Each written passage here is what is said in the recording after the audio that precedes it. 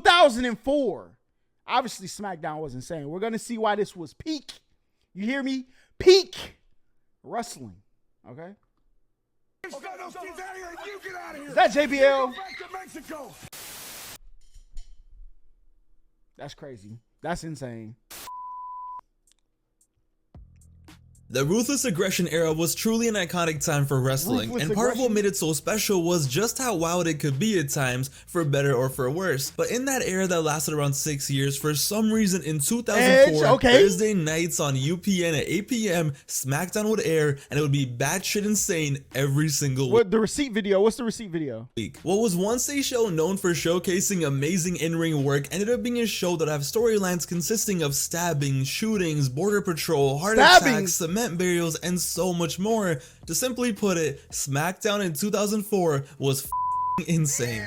When 04 began from a distance, SmackDown as a whole seemed pretty normal. You had Brock Lesnar as the champion, John Cena was the up-and-coming star, Eddie was about to break out, and Paul Heyman was the general manager. Bro, Eddie Guerrero was him, alright? Him. It seemed like just another wrestling show. And then you would actually watch the show, and next thing you know, all you see is the Basham brothers tied up backstage in some dungeon just getting whipped and tortured. What did he say? There's no... What? What is this? By a woman. What type of freakiness is this? I ain't gonna lie. Scanned their badges, maybe. Named Shaniqua. Shaniqua? Shaniqua? What did he say? That's crazy. What kind of name is that? What kind of wrestling was this? Exactly, bro. Listen. People told me in 100 worst gimmicks video, you know, they had the Rebel. Y'all know who the Rebel was, all right? Then you're naming people Shaniqua. But despite this and other interesting stuff, SmackDown kept it relatively normal until WrestleMania. You said she can choke you? You're done, buddy. You're done. But once WrestleMania season was over, I don't want to hear me out, Holla. You know what I'm saying? No. That was when all hell broke loose on SmackDown, and it all began in March when Paul Heyman quit as the general manager of the show. A new general manager was announced, and that turned out to be a suit-wearing Kurt Angle. Kurt Angle becoming the SmackDown GM was the moment that everything just went mental. The same night Kurt Angle became the GM was also the night that this tubby, uncoordinated, just meme of a person, after spending years in the lower mid-card, magically became the biggest demon on SmackDown. Bradshaw became... So Kurt Angle was behind JBL? Get him out of here, bruh. Please. John Bradshaw, Layfield, JBL, and the rest was history. Kurt Angle became the Maniac GM. JBL was the 2016 Donald Trump all the way back in 2004. And every week something was just going down on UPN. One week, Kurt Angle made a match between Eddie Guerrero and The Big Show, and if Big Show lost, he would have to retire. So what happens? Well, Big Show ends up losing and he goes on a rampage. Big Show basically becomes King Kong real quick, and while walking around backstage, the gorilla, just like the movie, found his blonde girl. He thinks Wilson was laughing at him for losing his match and having to quit or retire, so this idiot starts breaking windows, crying, spitting everywhere, crying again. The gorilla had officially lost his mind. And it was all Dr. Evil's fault. I mean, Kurt Angle. So Big Show flips over a car and begins chasing Tori Wilson backstage. Kurt Angle. So Big Show flips over a car and begins chasing Tori Wilson. All right, he might be King Kong, bro. He might be. Backstage and flipping over Hulk. What was that? That car got to be at least, I don't know how much away, but he flipped the whole thing over. Did he cut his hands? We just cut to another match like it's fine. It's all good. This happens every week.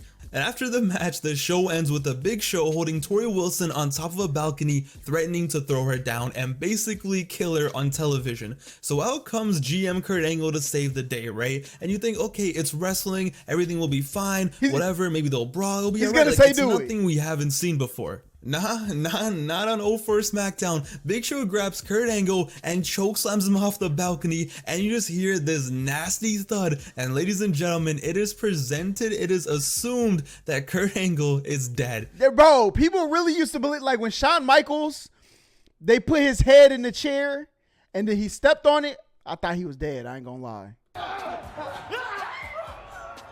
Tori is screaming her lungs out, Big Show's face is on your screen looking like a Neanderthal, just absolutely disgusting, and then all you see is Kurt Angle just wasted, like legit wasted on the ground with blood coming out of the back of his head, and SmackDown just ends with you assuming that Big Show has killed Hey, peak TV right there, boy. Come on. Kurt Angle. Yep, totally normal, because now SmackDown... Bro, was wrestling the original reality TV show? The scripted ones, you know, everybody got the reality TV show. You give everybody liquor, they fight, they DDT people, you know, for real. But then you got wrestling, the first scripted reality TV. Is apparently Law and Order SVU, and then next week the show takes place as usual. There's no police anywhere, there's no investigation, no funeral, no memorial, there is nothing. They just say Kurt Angle had an accident, but hey, here's JBL beating up a Mexican. What? During all of this, JBL found himself as the #1 contender for Eddie's title, and the Madman was out here trying to start a civil war with the Mexicans on SmackDown. Yo, why is my man on a Tuesday afternoon? Hey, y'all know the rest of the call. He was out here putting out PSAs of how JBL was going to fix America. Man trying to do the ceiling challenge. Yo, this man is crazy. After becoming WWE champion, how illegals were ruining America, how they need to stop teaching Spanish in schools, and so on. And remember how I said JBL was the #1 contender? You're probably wondering, how did JBL become the #1 contender? Before Kurt Angle got clapped, he raised a very important question to the SmackDown roster. He wanted to find out who was the greatest American on the SmackDown roster, and whoever could prove they're the greatest American would get the title shot. Well, I don't know why they have Booker T up there, because they wasn't about to let him win the greatest American. Come on now. So in the ring was the Big Show before he went mental, John Cena, Booker T, Charlie Haas for some reason, and JBL. And when it was time for JBL to speak, he pointed everyone's direction to the video. There's no way he's doing this. There's no way he's doing this. I know he did it in Germany. Got banned from over there. Board, and he played a video of him at the US and Mexico border. This mother was out here dressed like a border patrol army ranger or something, and he was talking about how the evil Mexicans are ruining America, how they don't pay any taxes, how they're lazy, and then proceeds to say, there's a whole herd of Mexicans over there. The government won't do anything about it. I will. He then proceeds to run up on a Mexican family and literally kicks them back to Mexico, talking so much shit. Yo, whoever the actors were who participated, try. Hey, y'all are done. All right, y'all are finished. All you hear is the poor family screaming, running away, and he is that a flashlight or a gun? Which stands there like he's Eric Cartman at the border doing this a great American service. You're pretty good at stopping Mexicans, son. And it ends with him just staring into the distance, just looking for more Mexicans to kick out. I can't. The fact that this was aired is wild. It's hilarious. It's insane. Crazy. It's shocking. And it wasn't even a big deal. It was just another week on SmackDown. We go back to the arena after JBL plays the video, and yo, Kurt Angle is just standing there looking like this was the greatest thing he had ever seen. Just look at the look on his face. And ladies and gentlemen, that's how JBL got a title shot. 2004 SmackDown, baby. But fast forward to the end of April, Kurt Angle did eventually make his return to the show in his iconic wheelchair. Back from the dead, here he was. Poor guy was in the middle of the ring crying, telling us how he'll never be able to wrestle again, and how that he can't even satisfy his wife anymore. Yeah, but until that man down 60 perks, that man could do anything, all right? Because of the Neanderthal. And as a result, Angle just became a sociopath. But let's get back to JBL, because remember, he is the demon of SmackDown in 2004, and you thought him at the border was wild? Nah, it gets even more wild. In May, an episode of SmackDown opened with Michael Cole in the ring staring into our souls, telling us how over the weekend an unfortunate accident took place. He then shows us footage from a non-televised show that consists of Eddie Guerrero in his hometown celebrating with his wife, daughters, and eventually his 77-year-old mother on Mother's Day. And bro, I can't believe this happened. So they're showing us Eddie celebrating with his mom in the ring. Yo, what's about to happen, bro? If JBL runs out, and all you see is JBL the Demon pulls up and clotheslines Eddie Guerrero. The Demon then proceeds to trash talk Eddie's mom to her face. Yo, why didn't they show this in the JBL was trash video. This man is a menace. He's a menace. Okay, that's fine. You know, we've seen That's insane. stuff like this before. Well, he keeps going and going. This definitely should have been in the video. Now, I know the JBL was a menace video was who he was behind the scenes. But this is enough on the scenes for my man. Yo, pack him up. Pack him up.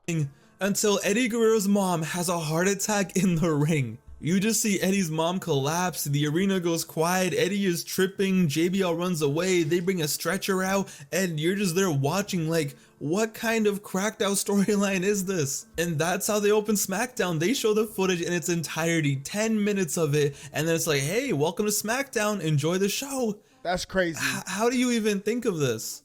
So JBL and Eddie have that title match, right? One of the craziest matches in the history of wrestling. And to follow it up on SmackDown, they had Eddie pass out in the middle of the main event because he lost too much juice at the pay-per-view. So now it looked like he was the one having a heart attack. This is how the episode of the show ended. Why? Why was the company tweaking this hard? Why did they want their fans to think someone was dying every single She actually had a heart attack, if you didn't know. That's crazy. What? week? As the summer went on, Kurt Angle was doing his thing as the evil wheelchair general manager. Eddie continued his feud against JBL. For some reason, The Undertaker was in a feud with Paul Heyman, who made the Dudleys kidnap Paul Bearer. And Heyman would say, the only way I'll let— this is when he put him in the did he put him in the cement? That's what this was? Paul Bearer go is if you join us, Undertaker. And this led to a match at the Great American Bash. But not a normal match, because why would we have that, right? This is 04 SmackDown. Nah, it was a match where by the stage, Undertaker's boy, Paul Bearer, was locked in a Bro, I remember this. Didn't they like show this on the news the next day? Like, yo, we must get wrestling off of TV. glass structure, which was connected to a cement truck. Because yes, normal people think of stuff like this. And the stipulation was if The Undertaker won and beat the Dudleys, Paul Bearer would be buried in cement on live pay-per-view. Crazy. And die. Basically, if The Undertaker won, Paul Bearer was dying. So Taker either had to lose on purpose to save his boy or win and be the reason— Yo, he's stuck in there anyway. He already got cement on his feet. He's done. Paul Bearer dies. And what does The Undertaker do? He beats the shit out of the Dudleys. And as the match goes on— You said during the JBL versus Eddie match, Eddie cut himself too deep in the artery, making him bleed profusely, and then he passed out after the match. Oh, that's crazy. the cement fills up more and more in the structure until Paul Bearer is almost buried alive. And at the end, Taker wins, and it's like, oh no, Paul is dead. But Taker uses his superpowers and scares Paul Heyman away from the lever, and he goes up to the structure to, And then he turns the lever on. Demon, bro. save Paul Bearer, as we would assume. This is his boy, his amigo, his friend. He would save him, right? Psych, for some reason, The Undertaker just says, rest in peace, and pulls the lever, and as cement comes down into the structure, burying Paul Bearer alive. The Great American Bash ends as Crazy. you were watching The Undertaker murder his boy Paul Bearer for no reason, and that was it. That was the end of the pay-per-view, and it was never mentioned again or discussed again, because it's fine, it's normal, it happens. It's SmackDown in 04. People are getting clapped. That's crazy. Ladies and gentlemen, I present to you Heidenreich. Now, you're probably wondering, what the hell is Heidenreich? Well, this bozo was a psychopath on the SmackDown roster who made his debut in August of 04. I remember he would him. be out there attacking fans, interfering. Yeah, I want to know, how did Paul Heyman get out of there? Like, how did he successfully escape? Because it couldn't have been real cement, because that boy would have been squished to death. Okay, so it's probably like some gray colored oatmeal or something. In random matches, and even though Paul Heyman was his manager, he did his own talking and his own promos in the form of poems, calling them disaster pieces. His poetry would depict how he hates the world and how he was going to destroy his opponents, among other things. And one of the wildest things in SmackDown 04 was the infamous night Heidenreich kidnapped Michael Cole. Poor Michael Cole was just commentating SmackDown as he usually does, and out of nowhere, this guy, this psychopath, just grabs him and just takes him with him to an undisclosed location in the arena and did this to him. He went behind him and read him.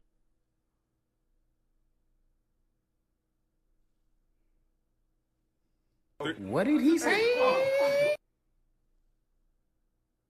This is disgusting. A poem, and all you hear is Michael Cole pleading for help and Heidenreich saying no one knows the pain inside, and it's like, no, nah, I think Cole can definitely feel the pain inside. Michael Cole was never the same again. There's no way they showed this on TV, bruh. And they be complaining, but hey, Twitch, I got you, man. Listen, they be complaining about, you know, the girls.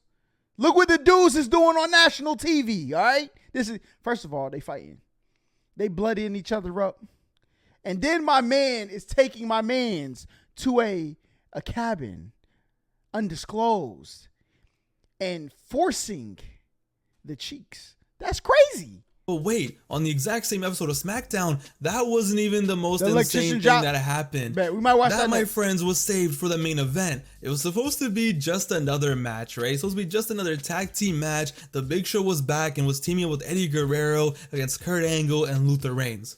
And at first, it was the most typical and most average tag team main event ever, and it was perfectly fine. Yo, we had some cool Buddy is up spots, there. some interferences. It was same old, same old. Yo, Buddy, yo. And just when we thought we had seen it all on 04 SmackDown, in the main event of the 5th anniversary show, we had seen it all on 04 SmackDown.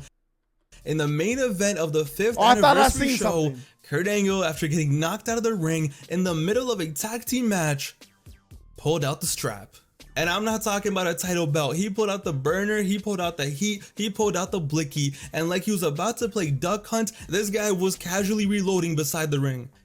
No. No. Ain't no way, boy. He pressed circle to crouch like it was Modern Warfare 2, and after camping out for a bit, he went inside the ring. Yo, my man head glitching on the side of the ring. This is an insane man, bro. And Kurt Angle on an episode of SmackDown on broadcast television on a show that was rated PG, quick scoped the Come on now. Come on. This is, wrestling was rated PG. And y'all complain. Come on, man. Big Show. In one of the most surreal things I had ever seen. I will never forget being 6 years old watching this live and seeing Kurt Angle's, in my eyes, With a shoot tranquilizer. and kill the Big Show in the middle of the ring. My jaw was on the floor. All I heard was Taz yelling, "He tranquilized him, Cole, he tranquilized him." I didn't know what a tranquilizer was. To me, this just looked like the same shotgun from Vice City. I my thought God. Big Show was dead, and then he turned into a deranged grizzly bear, or better yet, he turned into Sandy Cheeks like that one time she You was said Tom Holland playing homage to Michael Cole is crazy. That's crazy.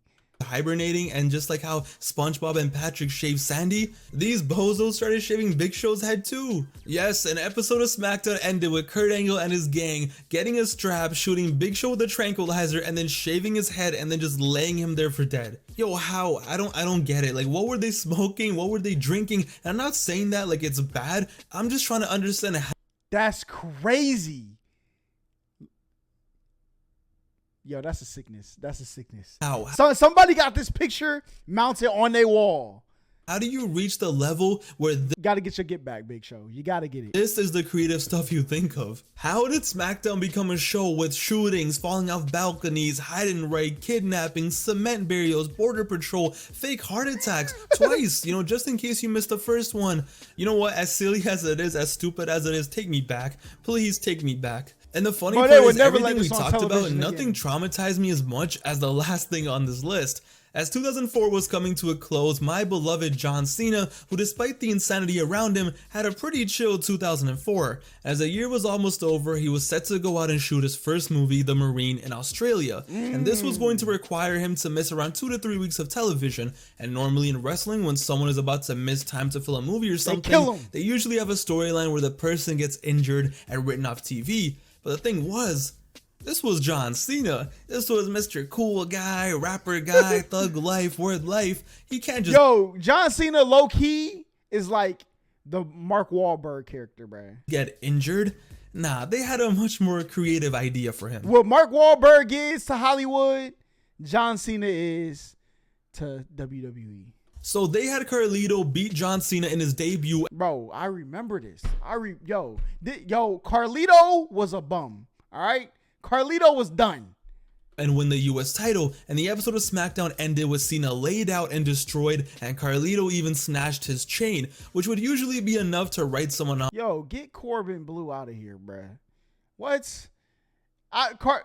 Carlito's entrance song, but his fight style, but all right, trash talk, but everything was trash. Out for a week or two, but nah, not in this case. Because the next episode of SmackDown begins with Teddy Long in front of the SmackDown roster announcing that John Cena was stabbed in his kidney at an after hours club last weekend. The whole roster is there like, oh my god, no. And they had Teddy Long say, it's very serious. I don't know what's happening, playa. The doctors are fighting hard. But you know what, guys? The show must go on.